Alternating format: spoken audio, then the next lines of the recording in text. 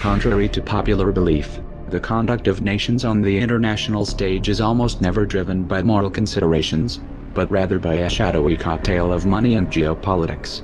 As such, when you see the mouthpieces of the ruling class begin to demonize a foreign country, the first question in your mind should always be what is actually at stake here.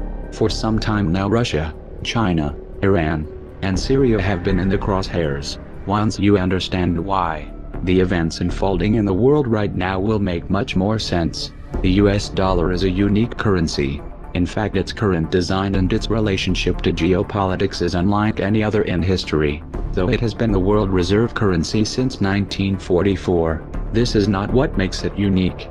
Many currencies have held the reserve status off and on over the centuries, but what makes the dollar unique is the fact that since the early 1970s it has been, with a few notable exceptions, the only currency used to buy and sell oil on the global market.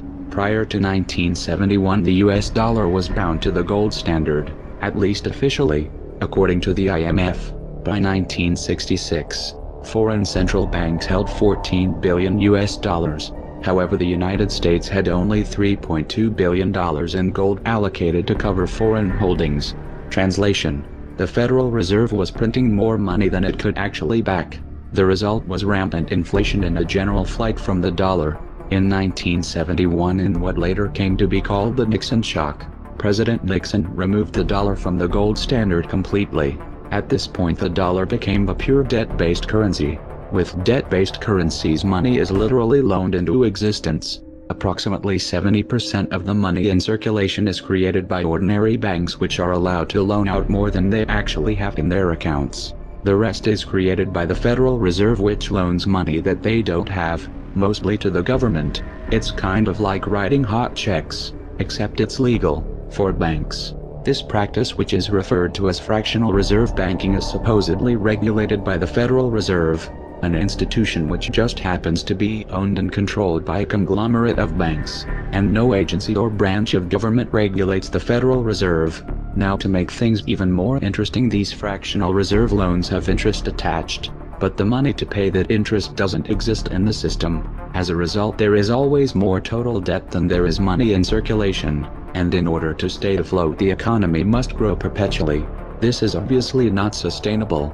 Now you might be wondering how the dollar has maintained such a dominant position on the world stage for over 40 years if it's really little more than an elaborate Ponzi scheme. Well, this is where the dollar meets geopolitics. In 1973, under the shadow of the artificial OPEC oil crisis, the Nixon administration began secret negotiations with the government of Saudi Arabia to establish what came to be referred to as the petrodollar recycling system. Under the arrangement, the Saudis would only sell their oil in US dollars, and would invest a majority of their excess oil profits into US banks and capital markets. The IMF would then use this money to facilitate loans to oil importers who were having difficulties covering the increase in oil prices. The payments and interest on these loans would of course be denominated in US dollars. This agreement was formalized in the US-Saudi Arabian Joint Commission on Economic Cooperation, put together by Nixon's Secretary of State Henry Kissinger in 1974. Another document released by the Congressional Research Service reveals that these negotiations had a net to them, as U.S. officials were openly discussing the feasibility of seizing oil fields in Saudi Arabia militarily. The system was expanded to include the rest of OPEC by 1975. Though presented as a buffer to the recessionary effects of rising oil prices, this arrangement had a hidden side effect. It removed the traditional restraints on U.S. monetary policy.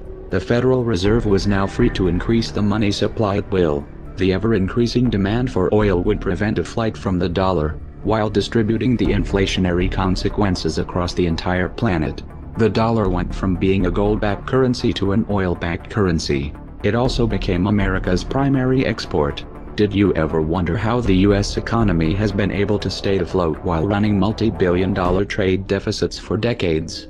Did you ever wonder how it is that the US holds such a disproportionate amount of the world's wealth when 70% of the US economy is consumer-based? In the modern era, fossil fuels make the world go round. They have become integrated into every aspect of civilization: agriculture, transportation, plastics, heating, defense and medicine, and demand just keeps growing and growing.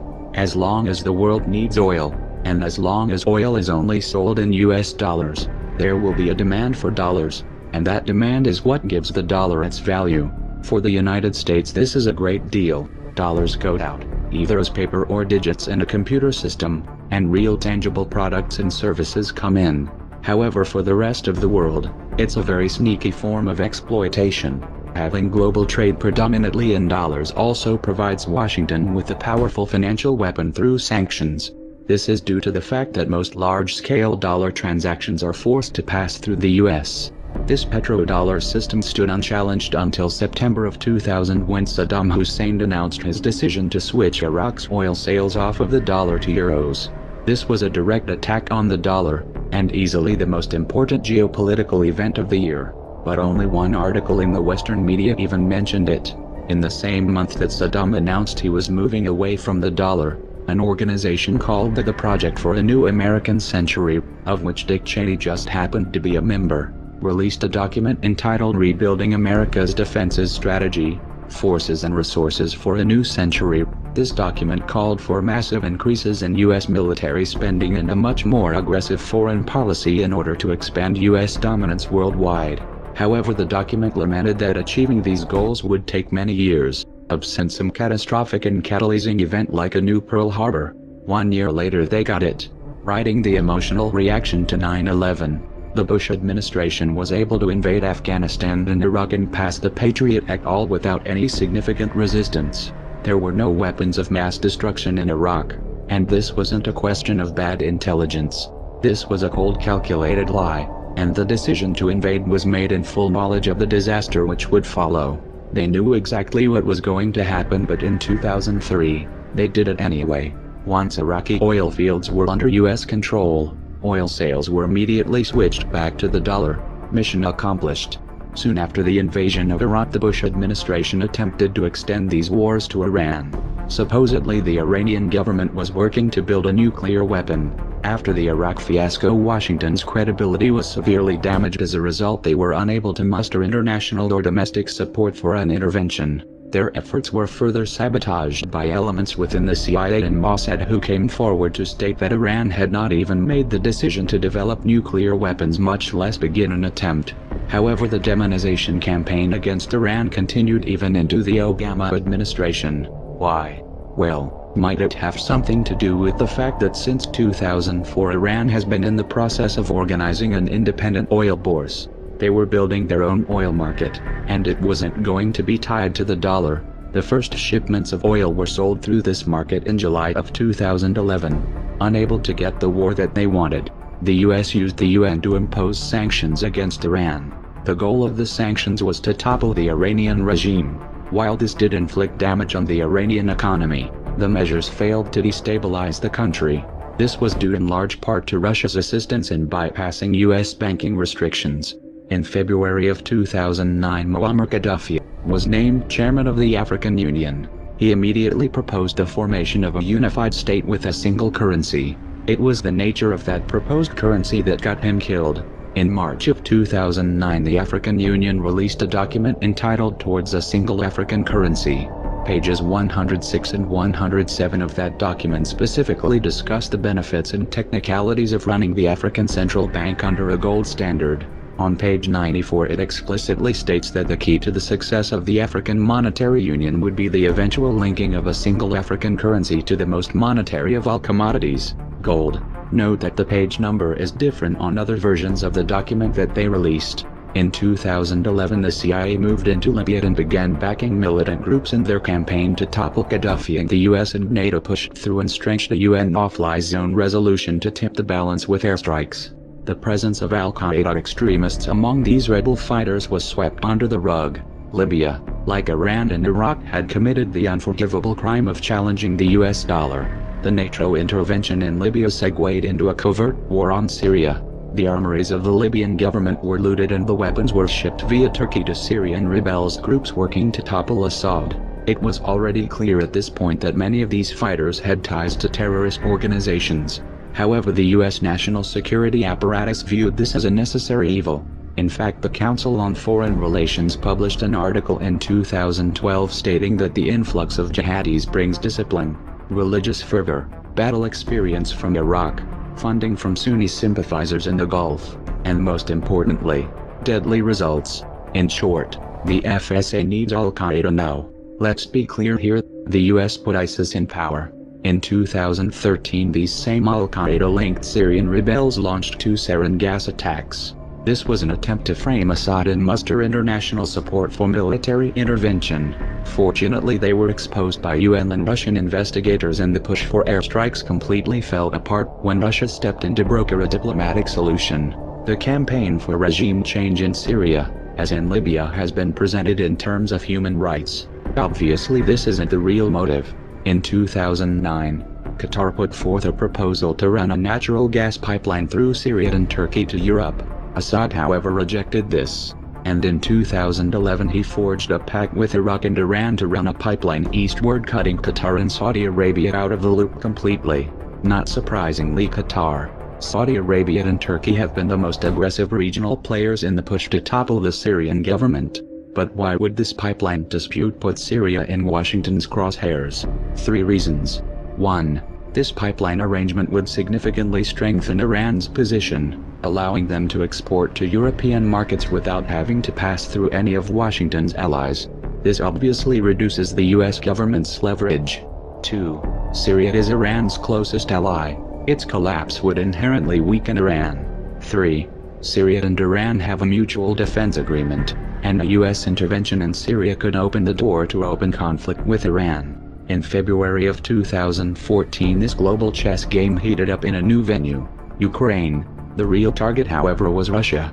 You see, Russia just happens to be the world's second largest oil exporter, and not only have they been a thorn in Washington's side diplomatically, but they also opened an energy bourse in 2008, with sales denominated in rubles and gold. This project had been in the works since 2006. They have also been working with China to pull off of the dollar in all of their bilateral trade. Russia has also been in the process of organizing a Eurasian Economic Union, which includes plans to adopt common currency unit, and which is slated to have its own independent energy market.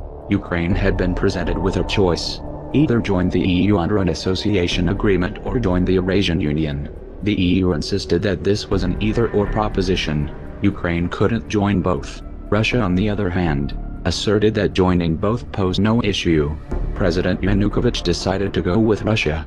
In response, the US national security apparatus did what it does best. They toppled Yanukovych and installed a puppet government. Though this all seemed to be going well at first, the US quickly lost control of the situation.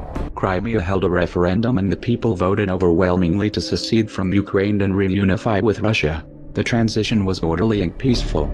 No one was killed. Yet the West immediately framed the entire event as an act of Russian aggression, and this became the go-to mantra from that point on.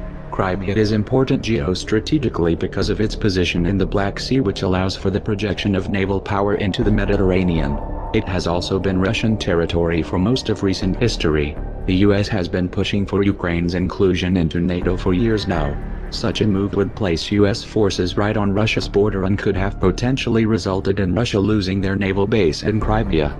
This is why Russia immediately accepted the results of the Crimean referendum and quickly consolidated the territory. Meanwhile, in eastern Ukraine, 2 regions declared independence from Kiev and held referendums of their own, the results of which overwhelmingly favored self-rule. Kiev responded to this with what they referred to as anti-terrorist operations.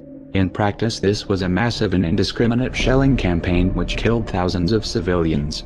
Apparently, killing civilians didn't qualify as aggression to the West. In fact, the IMF explicitly warned the provisional government that their $17 billion loan package could be in danger if they were not able to put down the uprising in eastern Ukraine. While the war against eastern Ukraine was raging, elections were held and Petro Poroshenko was elected president. It turns out that Poroshenko was exposed by a leaked diplomatic cable released by WikiLeaks in 2008 as having worked as a mole for the US State Department since 2006. They referred to him as our Ukraine insider, and much of the cable referred to information that he was providing.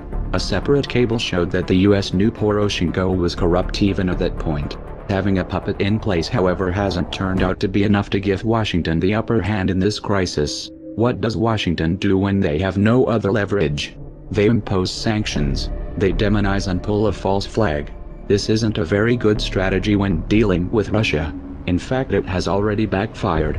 The sanctions have merely pushed Russia and China into closer cooperation and accelerated Russia's de-dollarization agenda. And in spite of the rhetoric, this has not led to Russia being isolated.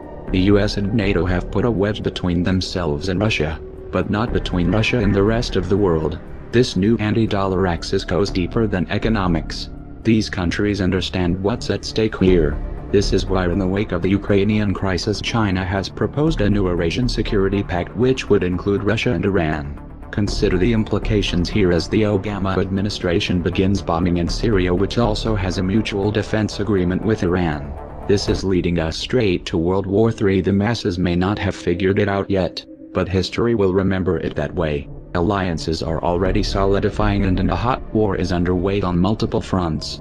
If the provocations and proxy wars continue, it's only a matter of time before the big players confront each other directly, and that is a recipe for disaster. Does all of this sound insane to you? Well, you're right. The people running the world right now are insane, and the public is sleepwalking into a tragedy. If you want to alter the course that we are on, there's only one way to do it. We have to wake up that public. Even the most powerful weapons of war are neutralized if you reach the mind of the man behind the trigger. How do we wake the masses, you asked? Don't wait for someone else to answer that for you. Get creative.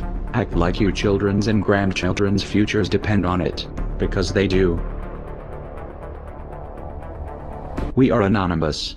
We are legion. We do not forgive. We do not forget. Expect us.